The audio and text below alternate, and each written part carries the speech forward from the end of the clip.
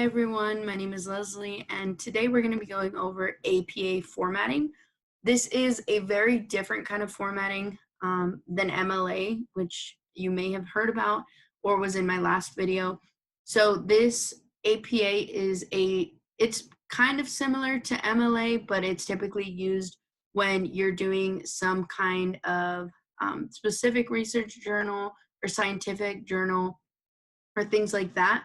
I know that this won't be a style that you'll use right away in high school, but there are a lot of English teachers that are going to cover it a little bit. So I kind of wanted to give you just a dive into it. This is more used in college, but you should still definitely know how to use it in case you do need to.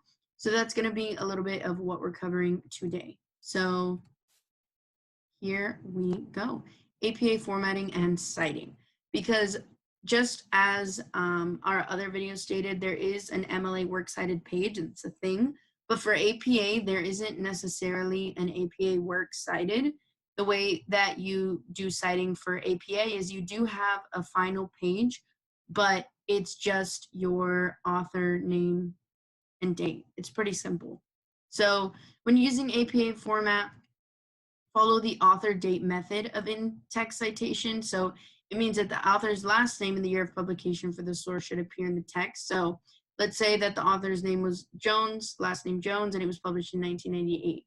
That's kind of how you're going to be citing it. So it might be, APA might be more similar to what it is that you did in junior high, because I know that you guys would use author and page number. So like author and then P45, depending on where it was.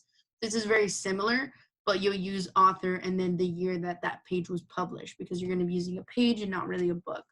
So one complete reference for each source should appear in the reference list at the end of the paper. So instead of having it works cited, you're going to have reference list, and then it'll have Jones, whatever book or article that it is that he wrote. If you're referring to an idea from another work, but not directly quoting the material or making reference to an entire book, article, or other work, you only have to make reference to the author and year of publication and not the page number.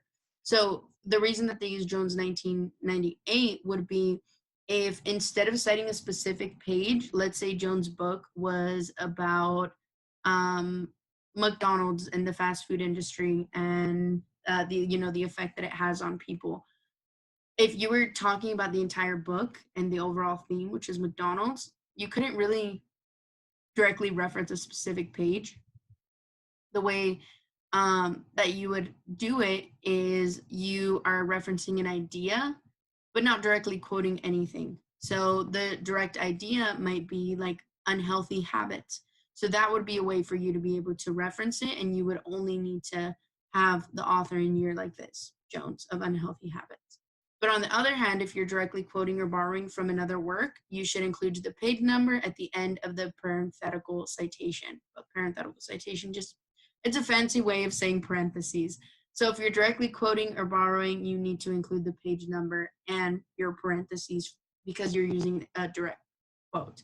So you use the abbreviation P for page, you guys are used to that, or PP if you're using multiple pages.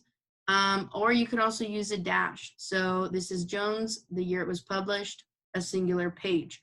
Versus if you're talking about multiple page in Jones' book, it'd be Jones, year it was published, PP for multiple, 199 through 201. So information, again, just keep in mind that now you'll kind of be getting into more complex terms. So P for a singular page, PP for multiple.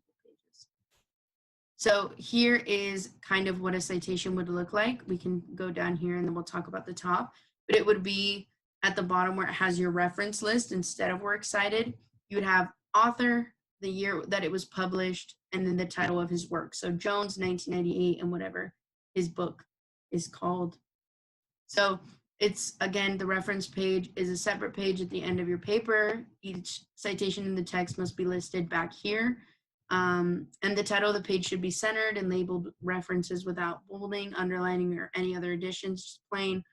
All of your text is double spaced. Each separate citation should be hanging. So and this is what it means by hanging, in that it's big and then it's small. So you want to make sure that you have that distinction. But again, I don't want you guys to stress out too much about this because MLA is going to be your best friend in high school. So yes. I know that it might not have been as in depth as I would have wanted to go into, but this is kind of just to give you guys an idea of what APA is and how it's a little different from MLA. But if you do have any more questions, I do want to work on a more in-depth video in case you do. But again, MLA is the most important format that you should be worrying about right now. So thank you and have a great day.